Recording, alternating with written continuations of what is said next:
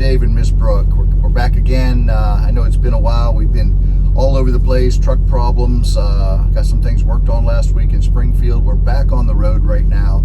But we want to talk to you today about our time at home. Yeah, it's been a while now. It's been about, we started home time at the end of May and spent a total of 2 weeks at home. 1 week for me, and then Brooke spent an extra week at home because she didn't get the things done that she wanted to do in the first week. Why is that? Probably because I had you doing things on my list instead of things that were on your list. Right? I didn't get anything done on my list. And being the person that I am, I create things in my head to get done that aren't on the list when we get home. So about halfway through the first week, she said, I'm not ready to go back. So we let her stay home and continue on her tasks, and then I went out on my own and came back and got her. But this video today is about what we have going on at home.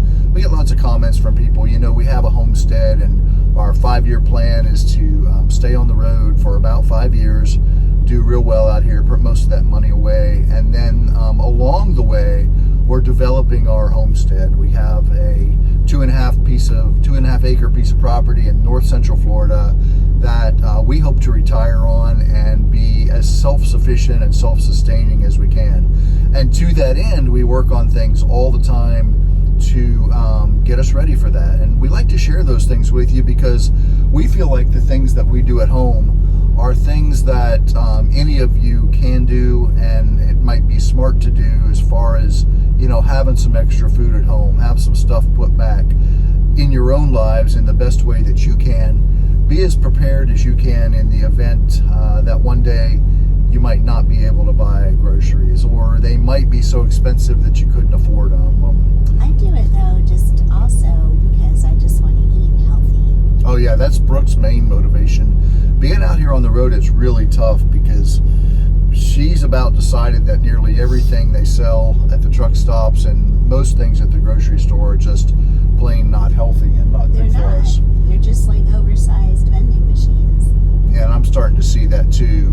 One of the things that she's really recently turned me on to, and I didn't pay attention before, is vegetable oils, seed oils.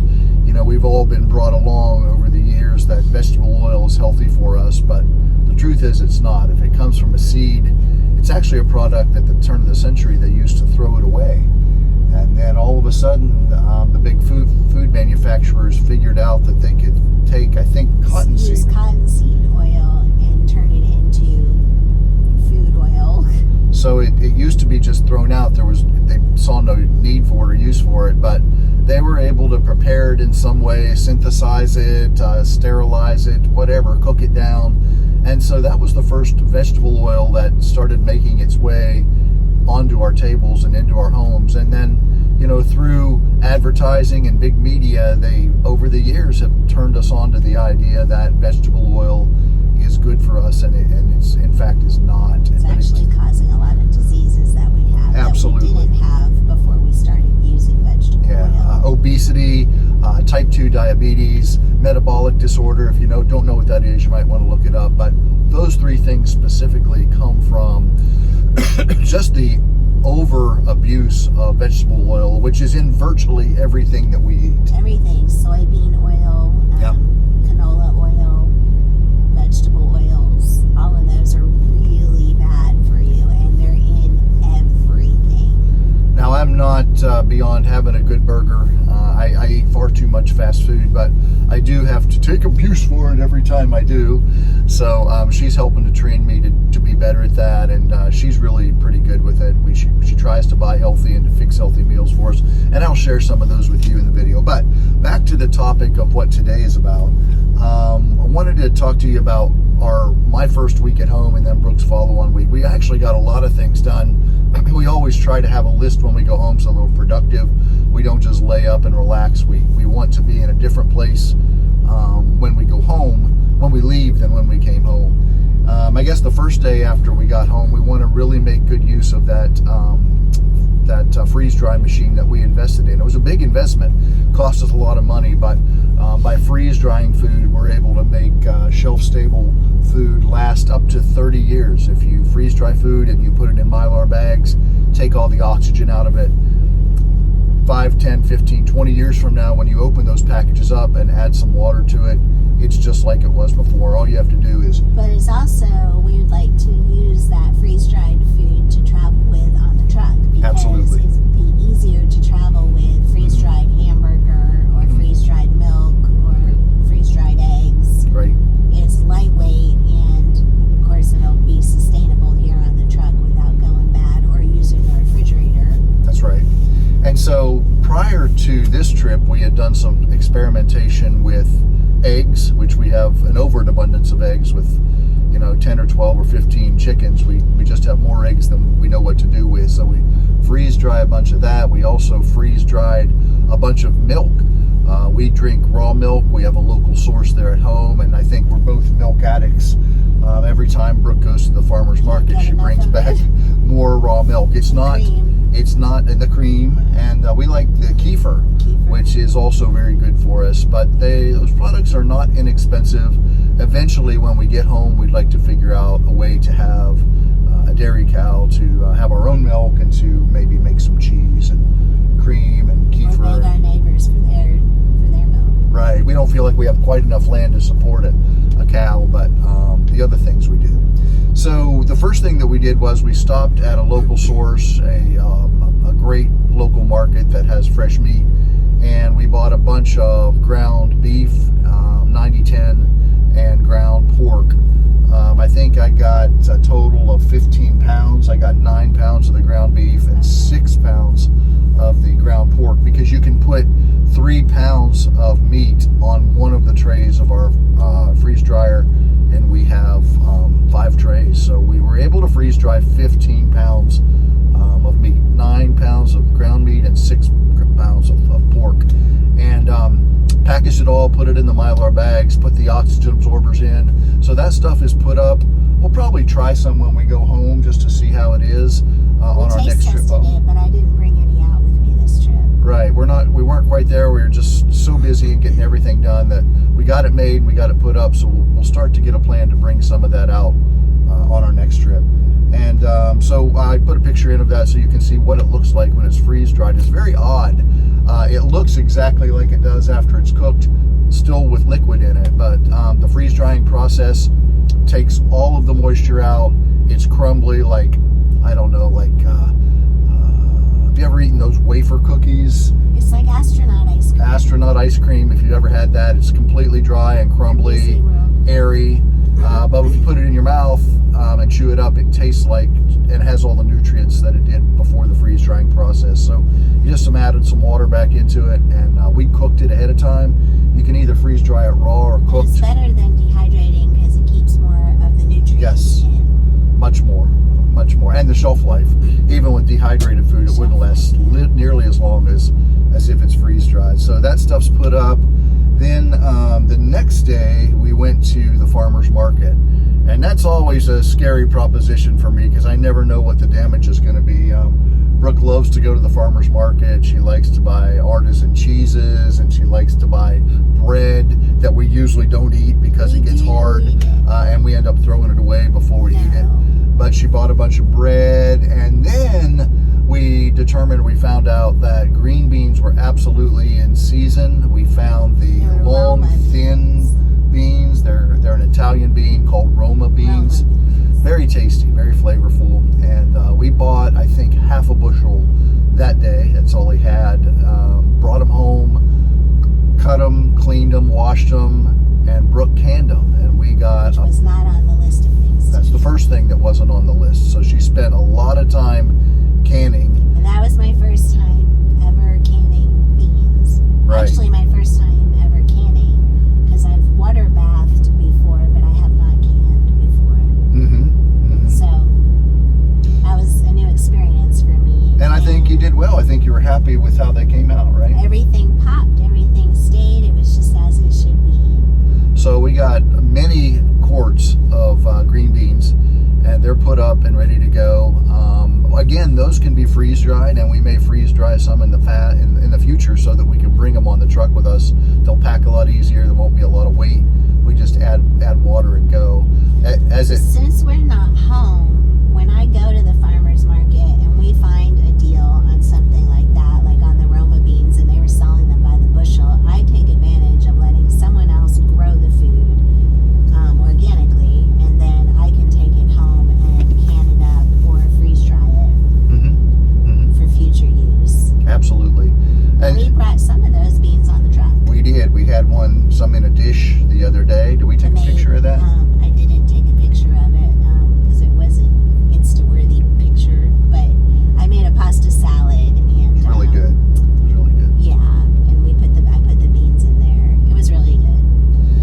those beans are put up, and then she bought a bunch of milk, quarts of milk. Did we do freeze-dried milk Half this time? gallons, about half gallons of milk, and I think we freeze-dried the first week some milk. First week we freeze-dried But I some milk bought too. half gallons of milk and put them in the freezer on the truck to take with us. Right. Those weren't freeze-dried. Right. That's what I've been doing. Freeze-drying is new for them. Those were the big purchases that day at the farmer's market. We came on home, and she got started right away, I think, with the green beans. Then, in talking with a friend, we found out that tomatoes are also in season at this time, and he had a local source, a farmer who sells them by the box. They're not a bushel, they're somewhat less than a bushel, but probably 10 to 20, probably 20 pounds of tomatoes in a box, I think. There was at least 50 like fist-sized tomatoes in there, so I don't know how much the box weighed, but in each box there was 50, so I probably had around 100 or a little bit over of tomatoes. My guess is we had about 40 or 50 pounds of tomatoes. And I've never canned those before, but I can those like, what do you call it? Like when you just buy a canned whole tomatoes. Yeah, halved or whole tomatoes. Just like you would buy at the grocery store. So you boil them for a second and peel off the skin and quarter them up and then can them in the jars. And that ended up being a good experience too, right? And I did all of those except half of a box. I saved half a box, like 25 of them, and I made salsa and canned the salsa. And the salsa was awesome, is awesome. We brought that on the truck. Those are in pint jars, and we opened a jar up the other day and just ate the whole jar of salsa Ate with the whole jar. crackers, or not crackers, with some Tostitos, those kinds of tortilla chips. So very good, very healthy for us, and we'll be bringing a lot more of that out here as well. So she continued that whole process, and honestly, between the tomatoes and the green beans, it pretty much took you that whole week to get that stuff. It's time consuming for starters because it was new to me, and then it's time consuming because it's time consuming. It's a simple process. I realized I was like each step of the canning is simple, but again, especially when you're doing in quantity like that, it is time consuming. But it was a lot of fun, and I only have one canner. You can only fit 6 jars in the canner, so and then it took about an hour and a half, I think, from beginning to end once you get the jars in the canner. So it took up a couple of days to get it all done. Do you think that you'll be faster at it next time?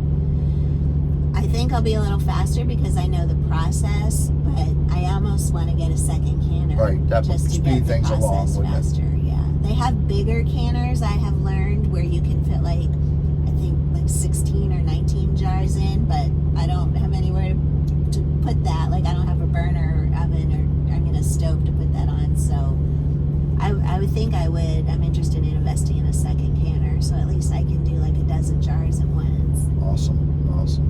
So then, now this is something that I had been wanting to do for a long time. We have never grown rabbits yet, meat rabbits, but I want to be set up to do that when we go home, because it's a great source of protein, and they say pound for pound and what it costs to grow them, it's just a great source of meat for you, for the homesteader, and you can do it on smaller amounts of land. So never had rabbit before, never had tried it. And rabbit poop is good fertilizer. And rabbit poop is good fertilizer, so more organic goodness coming your way. So we got home, and lo and behold, I looked out the window and I saw this big, plump, beautiful rabbit sitting right out off our back porch, out behind the pool. And Brooke said, "Don't do it." And I said, "I gotta do it. I gotta get this little bunny, and we're gonna have some rabbits too." So I got my gun, I went out there, I got him in my sight, and then I couldn't pull the trigger. You're such a fibber. I just couldn't do it. So that's our rabbit that lives in our yard. That's our pet rabbit. No, that's a completely untrue story. I never took my gun out to try to shoot it, because I would have probably been killed by both Brooke and Auntie Darling, who is a animal lover as well. And so that little clip of the video was just to kind of make my story sound better. I had set it up with a friend to go to the farmer's market ahead of us coming home, and he picked us up some rabbit. And and so he had it ready for us, and I prepared a rabbit stew, which it was very yummy too. It was good. I was, I wasn't surprised, but if I have to eat rabbit, I can eat rabbit. The thing is, they compare it to chicken, but rabbits are very lean. There's no fat in rabbits, so you have to add some fat some way to it. And I don't think I quite had that piece down. I think I need to, instead of having chunks of rabbit, kind of shred it up like you would with Boston butt or something, and put some fat source in there, because it's kind of dry. Kind of like chicken breast, which I really don't care for chicken breast because I think it's dry. I prefer the dark meat, the legs and the thighs. It was dry. I thought it was a little dry. If it wasn't what I was looking for. Little lean, yeah, no fat. A little lean. If it's lean, there's no fat in it. It makes it dry. Yeah. Oh, I didn't think it was dry when I was eating. Well, good. So I thought it was tasty. So maybe I was just a little too hard on it. But for our first experiment with rabbit stew, it was pretty good, and we will do that again, hopefully with our own rabbits. That's only the second time I've ever had rabbit. Oh, you had it before? I didn't know that. My parents, I guess this is just a story I know. My parents, I guess my dad brought home a rabbit one time, and my mom didn't know what to do with it, and so she shaked and baked it. I remember that story, but I didn't know it was rabbit. I didn't catch it was a rabbit, and I remember seeing it on the counter, and I think I even have the rabbit skin still from that rabbit. Was it good? Well, I don't remember, but shake and bake, I mean, it couldn't have been bad. I guess not. Wow. Okay. Well, so that was the rabbit story. And then the next day, I guess, this was all in the first couple days. My big project that I wanted to do and get accomplished this week was I felt a need to have an additional source of water on the property. We have well water, which is great. It's not city water. You know, if ever city water was contaminated, or for whatever reason somebody decided to turn it off and we weren't going to have it, or you know, the grid went down and they couldn't get it to us, whatever, I think it's important to have water, because even more than food, we got to have water every day. So we love our well water. It's good, but we have the luxury of living in Florida, so I've been researching how to drill a shallow well by hand, and I am happy to say that through all my research and through after much questioning on the part of Brooke, it happened. But I'm telling you, it took me the entire week to get it done, and toward the end of the week I was thinking, oh my goodness, I've spent this whole week and I'm not going to hit water. So you know, I'm going to put in a couple short pictures here, maybe a little video to show you what it was like. But there is the way the process is, you have to determine, first of all, where you think water is. And historically, it's just been a shot in the dark. But I had been watching videos, and you've all heard of the old divining rod system, where a little old timer goes out there with a stick or something, and he's walking around, and that stick is supposed to like point down when you get to water. And I thought, that's crazy. That's not true. It's a wives' tale. That would never work. Well, I saw another method where you take coat hangers and you stretch them out straight and turn them into like an L shaped, and then you put little straws on the ends so your hands aren't constricting the wire hangers, and you walk around just like this all around your yard, and allegedly when you come across or you're standing over water, those coat hangers will cross. And I thought that'll never work, but I thought it was cool, so I wanted to try it. So science experiment. Brooke and I walked out in the yard, and of course she's rolling her eyes and saying, you know, what have you gotten yourself into? All these harebrained ideas, you're going to waste all this time, it's not going to work. And I wasn't that negative. No, but I know you were concerned that I was wasting time. You said there were many other projects I should have been doing. Well, you wanted me to do something else. It was on the list. It was on the list, and it was important. So we walked around the yard, and sure as can be, those coat hangers crossed over a certain spot. But they were facing towards the swimming pool. We were on where we ended up drilling the well is about 10 feet off the pool in the backyard, which is, we wanted it close to the house so we could access it. Brooke's thought was, oh, it's picking up the water in the pool. But I showed her that when I turned away from the spot where it was, even closer to the pool, the wire hangers separated. They didn't cross. And then I moved it back to the spot I was very carefully, and they crossed again, right? You did. So I thought this is the spot. So I started digging, and digging. But so in Florida, we have the benefit of having a water table that is higher to the surface. We're probably only maybe 50 feet above sea level where we live in the center of the state. But so I started digging, and they say this was to do with a hand well, right? We didn't want to have to use electric power. We want to be able to pump that hand well and pull the water up by hand so that we're not dependent on electricity to get it out of the ground. So the system is, there is a hand auger that you turn, and an auger goes into the ground and it grabs like a shovel full of dirt, and then you put a piece of wood and a T-bar, and then you start to turn it. So it's drilling itself into the earth, basically. So I started digging and I got down to 10 feet and I didn't hit water. And then I got down to 15 feet and I didn't hit water. And I got into clay, which is difficult to dig. And it was just a mess. It was all over me. I was getting more and more frustrated because I'm thinking, oh man, this is going to be a failed experiment and I'm not going to hit water. Went another couple feet in clay, and I was going like an inch at a time to get the stuff out of there. It was so hard to turn that thing. And each 6 feet that you go down, you have to put another piece of pipe on, then attach your T-bar. So basically by then I had 18 feet in the ground. And you were at the top of a ladder. And I had to get up on the top of a ladder to get the bars at an angle enough to get it into the hole. And it was crazy. But I was really getting frustrated. And then all of a sudden at 18 feet, I heard this sound like when you're sucking on water, like if something's hitting water. And I was thinking, did I imagine that? So I struggled to get that thing out of the ground.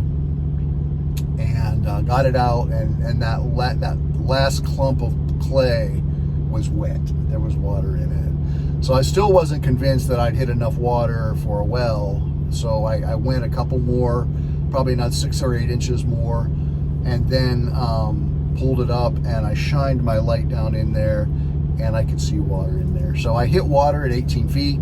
And the way a well works, that's just the top of the well, right? You need about another 4 or 5 feet at least, so you have water in that casing that's down in the ground, so you have water to pull up and a room for the water from the top to leak down into it.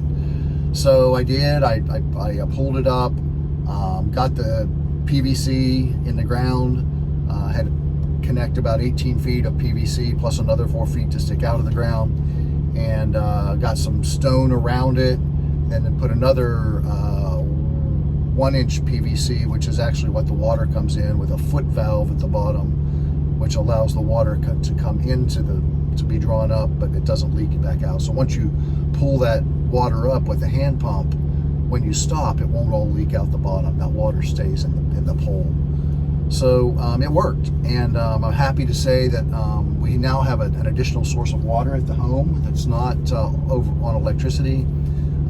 It won't be as convenient as turning on the faucet in your house, but we'll be able to get water to drink and to wash and to bathe, and I feel pretty good about that. So I'll also put a link on to the video that I watched on YouTube, this old timer that kind of taught me how to do it.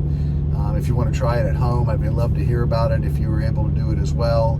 If you have any questions, ask me and I'll tell you what I learned along the way. So that was a big deal. We got it done, and I breathed a sigh. Took a week though. Took a whole week to get it done, but I breathed a sigh of relief at the end, because I was like, oh my gosh, I got this done, and it wasn't a complete waste of time. Now you gotta build a little deck around it because now it's muddy. Yeah, Brooke wants to make it pretty now, so I have to make it pretty when I go home. But it's functional now.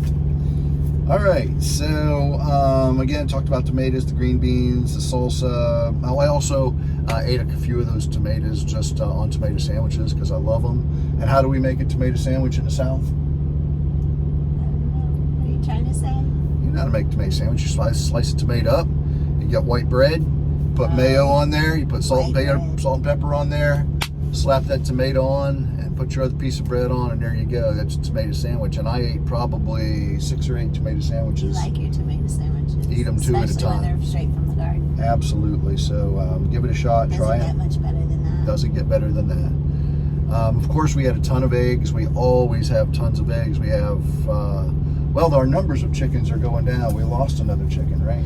We lost 2 chickens within a couple of months of each other. Mm-hmm. I guess that just happens. It does. And at some point, we're going to have to replenish our flock. Because, you know, in the wintertime, they don't lay nearly as many eggs. We get plenty right now. We're saving them. But it seemed like last winter, even with 15 chickens, we were only getting 3 or 4 eggs a day, right? Yeah, it was down, but I don't feel like we really missed them. We didn't. We didn't. We saved them. We're still, we had so many saved that water glassed. But those are our egg layers. There's 2 different kinds of chickens that we have. Those that we have to lay eggs, and then we also have done 2 rounds of meat birds. And how many chickens would you say we have in our freezers? Nuggets. I don't know. It's going down. It's time to. We're using them. It's time for me to go home and grow some more meat. We need to go. You can't go home. You can never go home. No. At some point, we'll have to figure out how to replenish our chickens. But we had plenty in the freezer. Plenty of beef. We have plenty right now. We're actually talking with a farmer right now. We want to buy. Last time we bought half a cow. Brooke wants to bite the bullet and buy a whole cow, which will mean and buying a whole other long chest freezer, because that's what it would take for a whole cow. And you might say, well, that's just the 2 of you at home. But remember, we can freeze, we can freeze dry, and we can a lot of meats. Our goal is to have a year or 2's worth of food put away, and we're working toward that end. I just want to learn how to preserve food, and I want to get into organ meat. Mm-hmm. Oh yeah, well that's a whole other video, so we're not going to talk about it today, but we went to a pig slaughtering class last week and learned a lot, and when we get home we're going to start raising a pork. concern for me is that the stuff that they're putting into the meat that we're buying at the grocery store is not healthy. Mm-hmm. And I want to get away from having chemicals and foreign substances in my body. Well, that, but not only that, their whole process for killing pork and the fact that so much of it's thrown away and it has to stay on the shelf so long. And not just pork, I think that's with all meats. But we learned about pork specifically, but yeah. So we want to learn how to use our meat or our livestock from nose to tail, and not waste any part of it, and have it be organically grown. And you'll see in that video that is soon to come, we literally used every bit of the pigs that we killed and ate it all. So and I'm here to tell you it was pretty darn good. So we'll be sharing those processes with you as well. Next video. But so in between the projects that we already talked, and you can easily see how we were busy the whole week, but we also had yard work, and I had a couple of garden beds that I'm trying to get Florida Everglades tomatoes to grow on a trellis. And if you don't know what those are, they're about this big around and they're so tasty. But in Florida, because of the heat and because of the bugs, tomatoes have a hard time growing. You really have to stay on top of them. And since we're not there, we're planting these Florida Everglades tomatoes. They kind of tend to grow like weeds. They're very prolific. The only time they die is if it freezes. So, you know, once a year or twice a year, maybe it might get low enough to kill them. But other than that, they grow year round. And so once they get up on this trellis, we'll have them, and Darla will be able to pick them, and we'll pick them when we go home, and we'll enjoy tomatoes. They're like candy. They're very, very, very flavorful, like candy, she says. So you worked on the raised beds that we have. Yeah, so those tomatoes are growing. The design for that, though, is that it needed to be self-sustaining. So I had set up some dripper hose that goes into the beds that they would come on a timer every day, and they would get plenty of water, and they should just grow. And I'll just fertilize when I go home, and they should just grow up over these trellises. But and one side was growing, and the other side wasn't growing when we got home. And why? Right. So we had, I planted on both sides. I didn't know why it wasn't, but so apparently we had a hole in one of our soaker hoses to the side that wasn't growing, so all the water was running out before it got to the garden, and those things happen. Enough water in the weeds. Brooke figured out what it was while I was gone. She turned it on, and there was one big hole in the soaker hose, and it was shooting out. And I'm going to put a picture in there so you can see why the tomatoes weren't getting any water. So I replanted on that side. She found us another soaker hose. We got it hooked up, and Aunt Darling tells us that she can look out the window and see the tomato plants are growing up now. So I'm excited to go home, and hopefully, in the not too distant future, we'll be eating tomatoes off of those plants. Yes. All right. I wanted to talk a little bit about Felix. Our dog Felix. He is not doing well. As most of you know, he has cancer, and he's progressing down that road. And we actually considered, while we were home, possibly taking him to the vet and having him put down. But we tried to be realistic and say, what's his quality of life? Is he still having more good days than bad? And though he does have some bad nights and he bleeds through his nose, he has adenocarcinoma that's started in his nasal cavity, but it's grown up into his head, and we can tell that the cancer is spreading to other parts of his body now. But he's under good care from Aunt Darling, and he's still chipper and enjoying his day. Yeah, he gets out and runs around outside. He's happy to see us. He's happy to see her. So it may be that when we go home in July, that it is the time that we need to take him to the vet. And Darla had a little dog of her own, a little Chihuahua we didn't know it, but it must have been 17 years old. And we just found out yesterday that she had to have, her dog's name was Precious. Precious had to be put down, and it was just so surprising to us the way death happens sometimes. Here we were preparing for Felix to go. He's sicker, and we thought, maybe she might even have to take him to the vet to have him be put down before we got home. And as it turns out, her little dog Precious died, was having some seizures. She took him to the vet, and the vet said, quality of life will not be good. So she made the hard decision to have Precious put down. So we're thankful that she's still there and able to take care of Felix for us. But his days are numbered too, sadly. Just had a lot of great food when we were at home. We ate out a couple times, met with my brother Todd and his wife Cindy and their kids. That's always nice. That's a great visit. Great visit. We went up and saw our friends Chris and Brittany, who have their own homestead, and man, they have a zoo up there. They have sheep and horses and cows. Those new sheep she got are so cute. Chickens, and they have a food forest, and we're just so envious because they're doing now what we hope to be able to do. Well, they're doing way more than we will do. Yeah, they have a lot more land. They have 10 acres up there. So, we've done chickens with them before and kind of worked together. So maybe there's some of that in the future too. We'll just have to wait and see. We got to go see Lily. That's their daughter. Ride her horse. I forget what you call that. Right. She's competitive jumping. She's doing on the horse, and she has the horse in the stable. And that's taking a lot of their time right now. If you're into that lifestyle, that's something that's a big expense. Really neat, yeah. She goes and practices a couple times a week, and a lot of weekends there at horse shows. So it was nice to see her compete. And it's fun when you don't get to see your friends and neighbors and stuff as often, and you're only home every so often. So it's like I've gotten to see Lily grow up a little bit each time I'm home. So to get to see her on her horse that I know she got back for her birthday, maybe a year ago, or Christmas, or her birthday.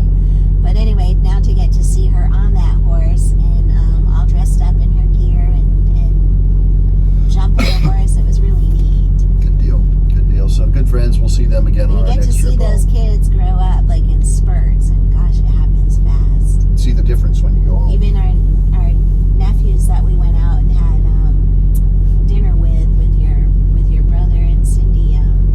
Gosh, those kids. Right. It was a whole different conversation with those kids than what we are used to. Oh yeah, they're growing up. It was a very adult conversation about worldly things, which is eye-opening. And then finally, we didn't make it this time, but in the past, Brooke has, through her research, has gotten turned on to fire cider. Tell them what fire cider is. Well, I'm not like an expert at it or anything, but my understanding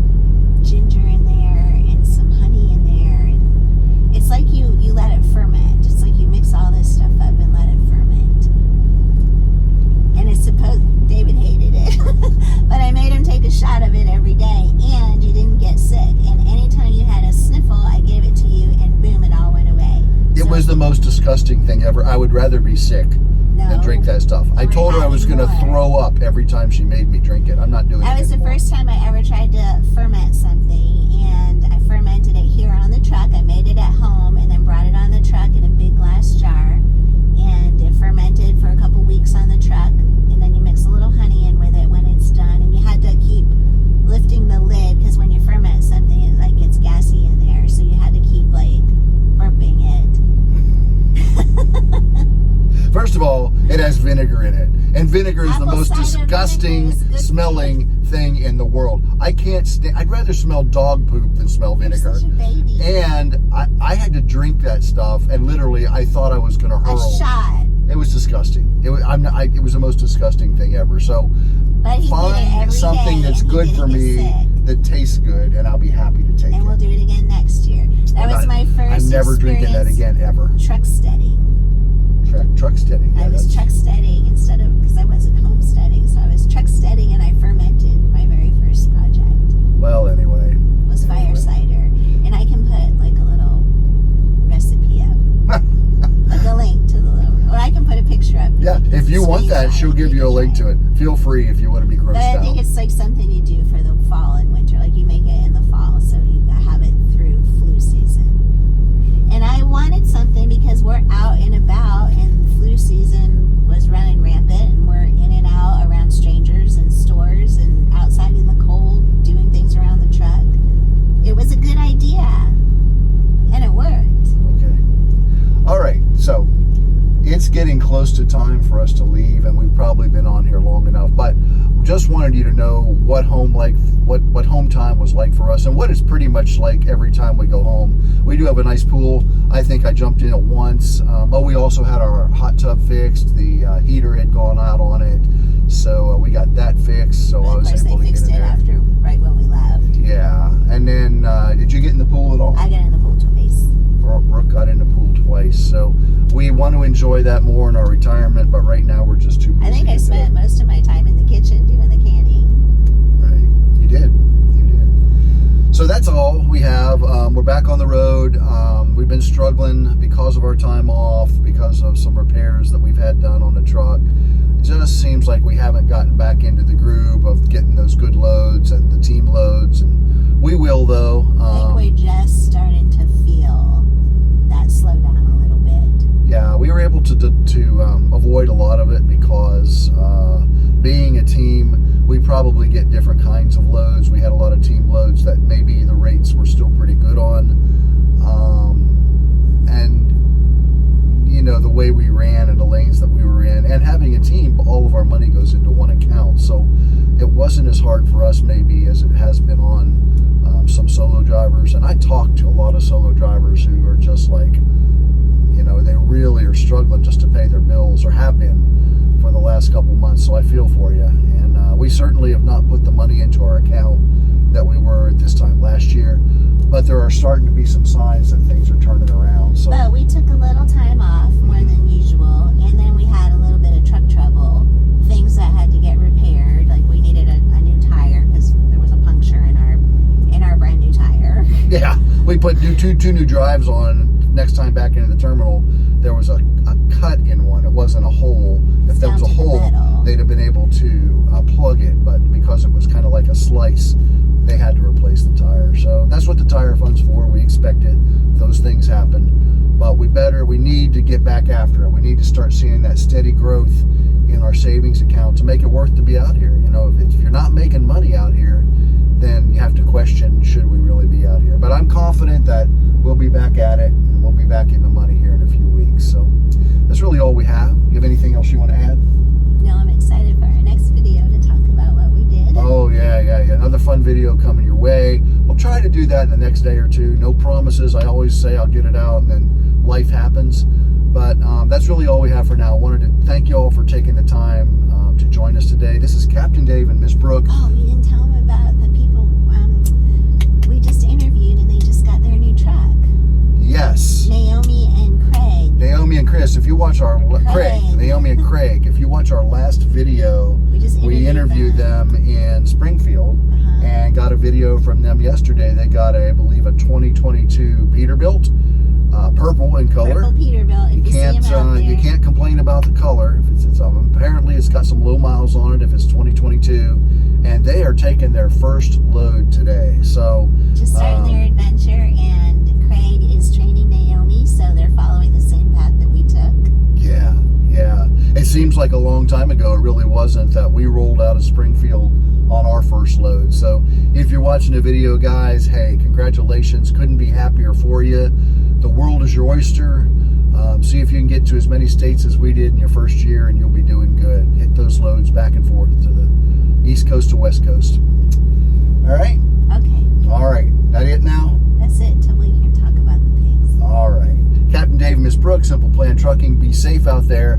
Take care of each other, and we'll be talking to you again real soon. God bless y'all. If you enjoy our channel, please subscribe by giving us a like and clicking the thumbs up. Also, click on the bell to be alerted when we release new content. And if you're interested in joining the Prime family, follow the link in our description box below to driveforprime.com. When filling out your application, use our referral code GRAJDA. Reach out to us with any questions that you may have, or call our Prime recruiter, Barbara Brown, at 417-521-3915. Finally, we ask you to share our channel with friends and family who may be interested in trucking as a career. What we really want is to help people set and achieve goals they never thought possible.